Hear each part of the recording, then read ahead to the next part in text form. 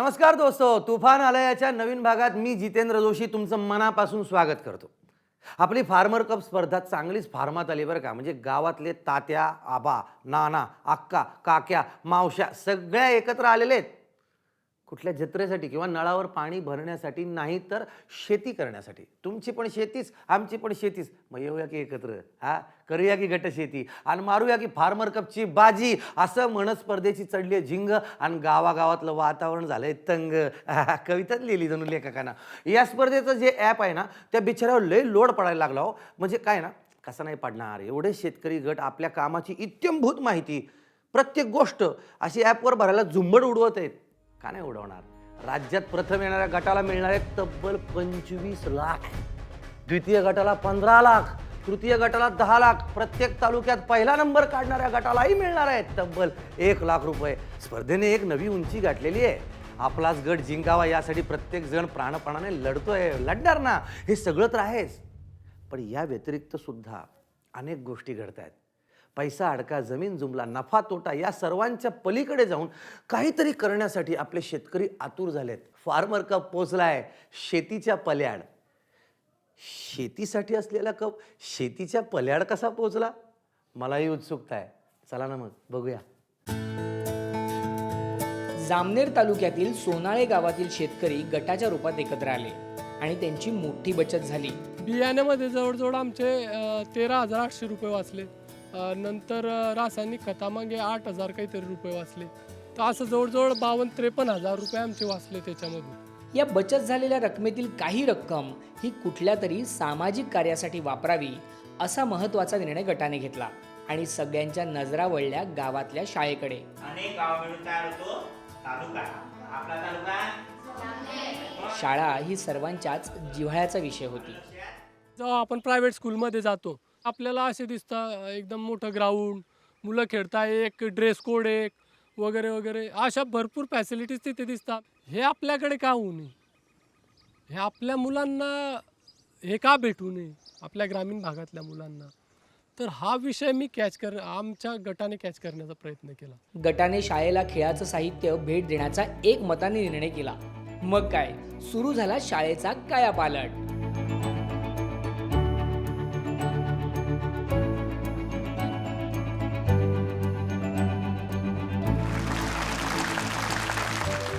मुलांच्या चेहऱ्यावर इतका आनंद की केव्हा बॉल घेऊन केव्हा खेळायला जाऊ.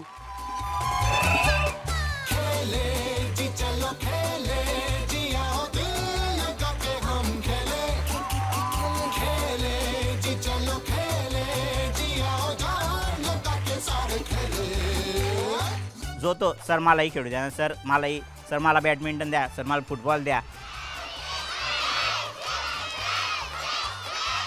तो जो उत्साह होता त्यांचा इतका गजब होता की विचारताच होईल. काय सांगा की आम्हाला पण असं वाटायचं की आपण पण त्यांच्यात जा आणि खेळा. मी बॅडमिंटन खेळले तेव्हा मला खूप आनंद झाला. खूप छान वाटतं. मुलं खेळताना पाहून आपणही खेळताना खूप मस्त वाटतं. मुलांच्या मनात नवीन स्वप्न जन्म घेऊ लागली. याच्या आधी मी टीव्हीवर सिंधूला बघितलं होतं आणि मला असा अनुभव झाला की मी पण खेळायचं आणि मला पण सिद्धूसारखं बॅडमिंटनपटू व्हायचं आहे. अशा प्रकारे सहारा कापूस उत्पादक गटाने आपल्या एकतेच्या बळावर शेतात कापूस आणि शाळेच्या मैदानात आनंद फुलवला. आज आम्हाला इतकं त्याचं समाधान आहे की सर्व ग्रुपला असं वाटतंय की आपण जे काय काम केलं ते आपलं सत्कारणी लागलं.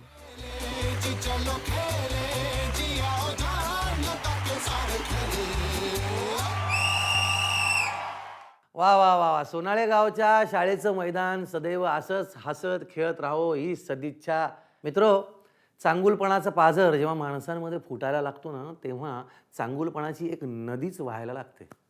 सगळी बंधनं झुगारून ही नदी वाहत जाते आणि आपल्या काठावर अनेक झाडांना जगवते, आधार देते. आपल्या फार्मर कपमध्ये सुद्धा एकत्र आलेल्या शेतकऱ्यांच्या रूपात अशीच एक नदी आता वाहती झाली आहे आणि ती अनेकांचा भक्कम आधार बनते आहे. बघूया अशाच एका आधाराची कहाणी.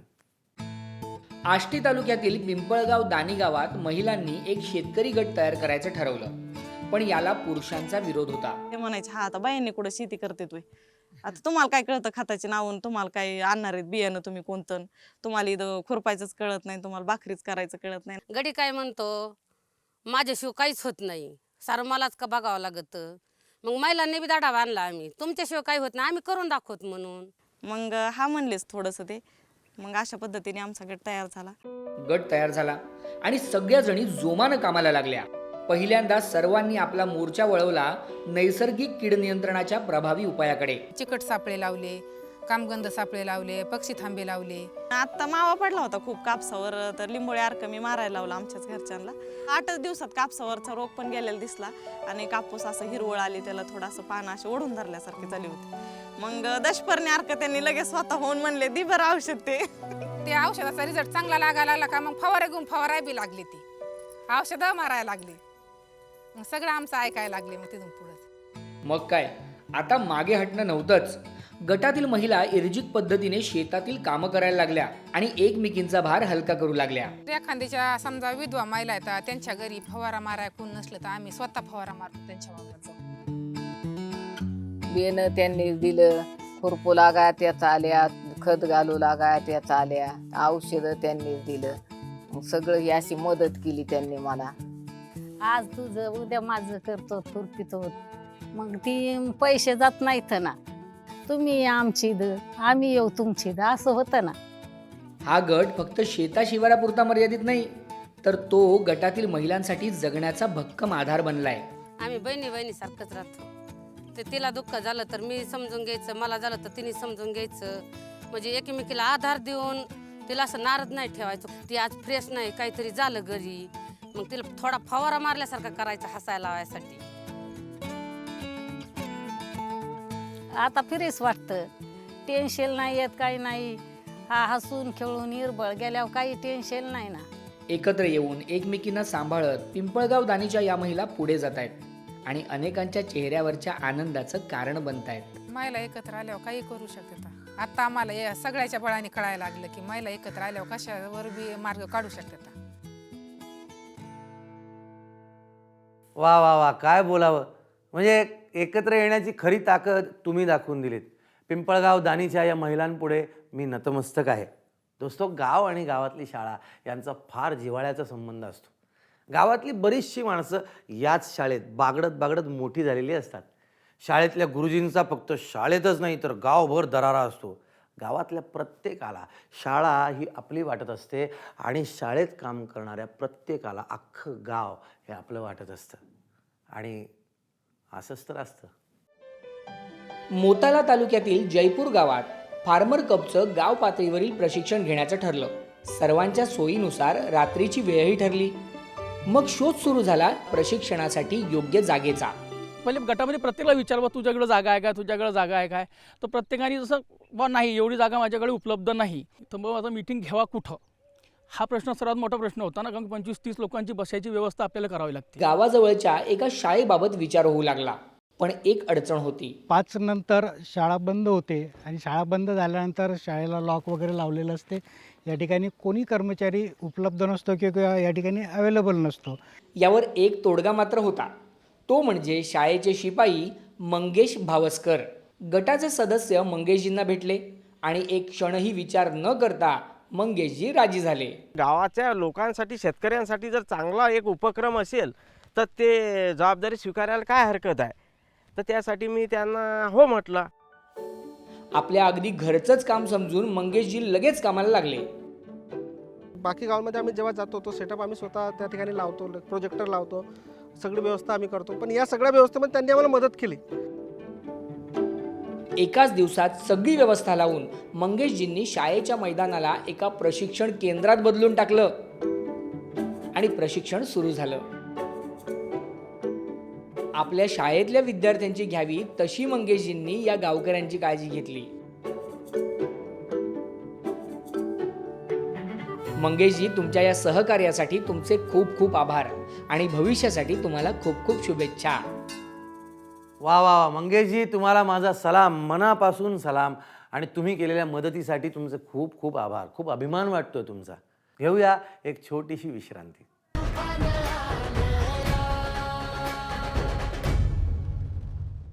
आता इथून पुढं माझ्या आयुष्यात दोनच निळूभाऊ, एक निळूभाऊ फुले आणि एक तुम्ही.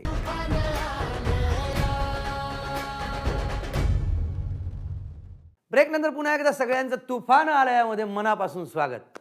दोस्तो, जगणं म्हटलं की संघर्ष आलाच, पण काही लोक जगण्याचा हा संघर्ष मोठ्या प्राणपणाने लढत असतात. कितीही बिकट परिस्थिती असली तरी क्षणाक्षणावर जगण्याची बीज पेरण्याची जादू या लोकांमध्ये असते.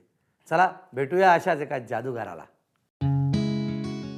कळमनुरी तालुक्यातील सिंदगी गावातील निळकंठ मगर म्हणजेच सर्वांचे लाडके निळू काका. काकांचा स्वभाव सर्वात गोष्ट म्हणजे त्यांची मनमिळाव वृत्ती आहे सर्वांची त्यांची, आणि जिद्दी आहे, आणि त्यांनी जर ठरवलं ही गोष्ट करायची त्यानंतर मागं बघत नाहीत. तर अशा या जिद्दी निळू काकांनी फार्मर कपसाठी गावातल्या शेतकऱ्यांना एकत्र आणलं आणि कलेनारायण सोयाबीन गट आणि कल्पतरू कापूस गट या 2 गटांची निर्मिती केली. काकांच्या मार्गदर्शनाखाली गटाचं काम जोमानं सुरू झालं आणि अशातच एक दिवस कुटुंबामध्ये गावामध्ये आनंदाचा निर्मळ झरा म्हणून सर्वांच्या मनात घर केलेल्या निळू काकांना घशाला सूज आली. मुलाने शहरात नेऊन निळू काकांच्या टेस्ट केल्या. रिपोर्ट्स काकांना सांगण्यासारखे नव्हते. सुनबाई, पत्नी आणि मुलगा म्हणजे तुम्ही असं करू नका, तुला काय सांगितलं ते मला अगोदर सांग, आणि तुम्ही जर सहकार्य केलं तर मी किती वाचू शकतो म्हणलं, आणि तुम्ही जर दुचीत बसले समजा किंवा मला नाही सांगितलं तर आजार वाढत म्हणलं, माझी मानसिकता बरोबर राहणार नाही. मग ते म्हणले काय हरकत नाही, तुम्हाला म्हणजे 90% कॅन्सर आहे असं सांगितलं. निळू काकांना घशाचा कॅन्सर डिटेक्ट झाला. जेव्हा कॅन्सर हा शब्द कळाला सर, आपलं म्हणजे एकदम माणसाला आयुष्य असं अंधारमय झाल्यासारखं वाटते की वडील म्हणजे एक आधार असतात आणि त्यांना कॅन्सर झाला. गटांची ही परिस्थिती काही फार वेगळी नव्हती. गटातल्या माणसाला तेव्हा असं वाटलं की बा आता एवढ्या मोठ्या माणसाला हा बिमारी झाली, आता आपलं काहीच खरं नाही, करणारा माणूस हाच आहे सगळा, म्हणून ते थोडंसं घाबरून गेले त्या ठिकाणी. पण निळू काका म्हणजे वेगळंच समीकरण होतं. मोठ्या जिद्दीने त्यांनी केमोथेरपीचा सामना केला आणि हे उपचार चालू असताना सुद्धा डिजिटल शेतीशाळा आणि गटाच्या मीटिंग्सना मोबाईलवर का होईना पण हजेरी लावलीच. मग ते सर म्हणले बा तुम्ही तर ॲडमिट आहात त्यांचे सर, की तुम्ही मीटिंग कसं काय अटेंड करू शकता. म्हणजे त्यांनी त्यांचं बघितलं की बा जिद्द किती आहे माणसाला, एक ॲडमिट असून सुद्धा माणूस हे करू शकतो. जे दुःखी असून माणूस खाटवर जे की फराळ पाणी सुद्धा करता येत नाही, चहा सुद्धा प्यायला त्रास होऊ लागला, पण त्यांचे एक ध्येय होतं की आमचा ग्रुप मागं न पडला पाहिजे. निळू काकांच्या या उमेदीमुळेच की काय उपचारांचे सकारात्मक परिणाम त्यांच्या शरीरावर दिसू लागले आणि थोडं बरं वाटतंय तोच काकांचं पाऊल पुन्हा घराबाहेर पडलं. गटाला जणू नवसंजीवनी मिळाली आणि काम पुन्हा चालू झालं. नंतर कंटिन्यू मीटिंग गटाची, बाहेर जेवढा वेळ गेला तेवढा बाहेर. त्यानंतर त्यांनी गटातली माणसं पूर्ण बोलवले आणि त्यांनी सांगितलं की बा बिमारी काय येते जाते ती गोष्टी वेगळी, माझं जे काय व्हायचं ते होईल, पण तुम्ही काम चालू करा. मग ते उल्हासित झाले माणसं एकंदरीत आणि पुन्हा कामाला लागले. निळू काकांचं कुटुंब आता पुन्हा हसू लागलंय. कॅन्सरवर मात करण्याच्या त्यांच्या जिद्दीसोबतच आपल्या गटाला घेऊन सुद्धा काकांची वेगळी जिद्द आहे. स्पर्धेमध्ये आम्हाला बक्षीस भेटो नाही भेटो त्याची आम्हाला पर्वा नाही, पण गट म्हणलं तर आम्ही कंटिन्यू चालू ठेवणार आमच्या हयातीपर्यंत, 5 वर्षे 10 वर्षे 20 वर्षे. वा निळू काका, म्हणजे फार मोठे लढवई आहात तुम्ही. आता इथून पुढं माझ्या आयुष्यात दोनच निळूभाऊ, एक निळूभाऊ फुले आणि एक तुम्ही. तुम्हाला माझा मानाचा मुजरा आणि तुम्ही लवकरात लवकर ठणठणीत बरे व्हा ही सदिच्छा. घेऊया एक छोटासा ब्रेक.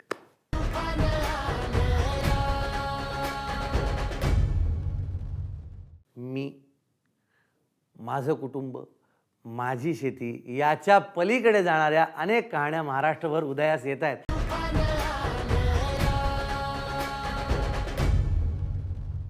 दोस्तो, फार्मर कप स्पर्धेच्या माध्यमातून महाराष्ट्रात 1500 पेक्षा जास्त शेतकरी गट तयार झाले आहेत आणि यातला प्रत्येक गट म्हणजे एक कुटुंब आहे. व्यावसायिकदृष्ट्या एकत्र आलेल्या या शेतकऱ्यांमध्ये व्यवसायाच्या पल्याड जाऊन सर्वांना आपुलकीनं एकत्र बांधणारी एक घट्ट वीण तयार होते.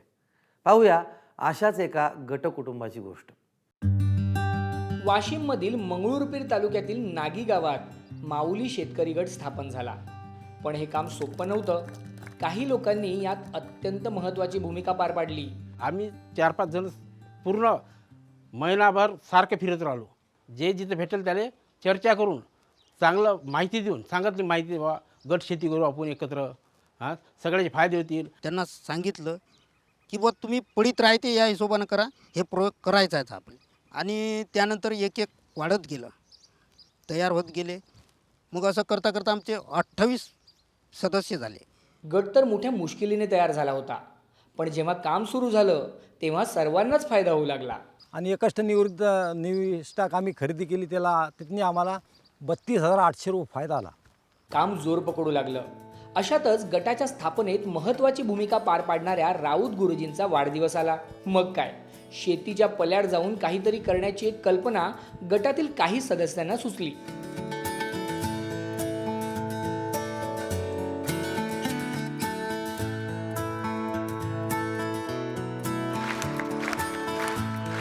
सर्व शेतकऱ्यांनी मिळून मला सरप्राईज दिलं वाढदिवसाचा, त्यामुळे मला खूप आनंद झाला. गुरुजींचा वाढदिवस ही एक सुरुवात होती. हळूहळू गटातील शेतकऱ्यांची नाळ अगदी घट्ट जोडली गेली आणि सर्वजण एकमेकांच्या सुखदुःखात सहभागी होऊ लागले.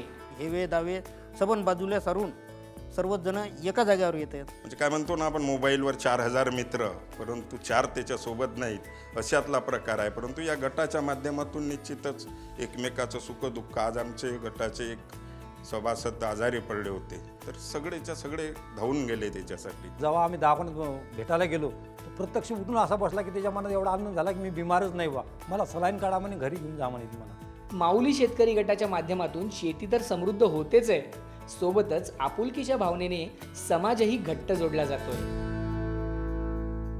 वा वा वा दोस्तो, फार्मर कपच्या रूपात एकत्र येण्याची जादू झाली आणि गट शेती पोचली शेतीच्याही पल्याड. मी, माझं कुटुंब, माझी शेती याच्या पलीकडे जाणाऱ्या अनेक कहाण्या महाराष्ट्रभर उदयास येत आहेत.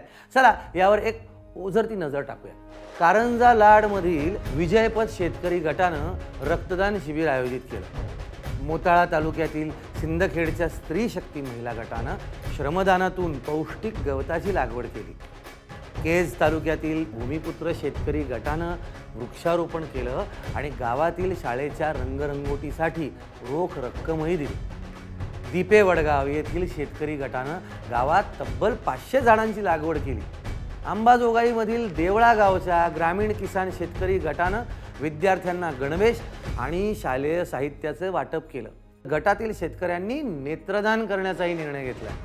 अशा अनेक गोष्टी जागोजागी घडत आहेत. या गोष्टींची यादी काही संपणारी नाही, पण काय आपली वेळ संपत आली आहे. तेव्हा भेटूया पुढच्या भागात अनेक नव्या गोष्टी घेऊन.